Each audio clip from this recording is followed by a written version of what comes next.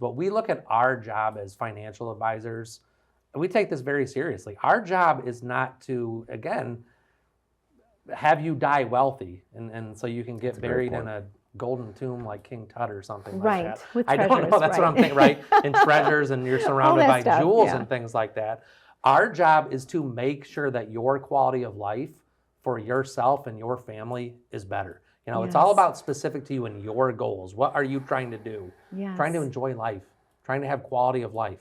And that's where, you know, money is just a tool to do that. Money is the tool that needs to be used. And I love people come into the office, obviously, and they say that you ask questions that other advisors had never asked before because you truly care about each client that comes in.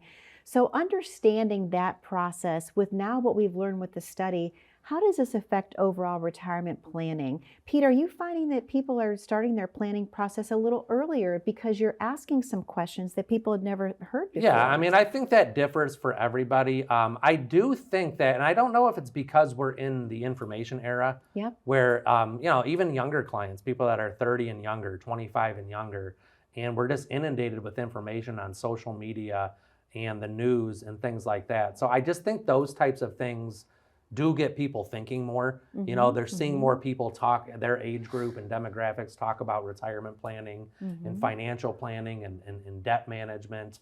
But yeah, I think that just people are thinking about it a little bit earlier. You know, we run into a lot of clients, you know, I think it was typical back in the day, you just worked, you had your pension plan, you had your Social Security, you retired, you were taken care of.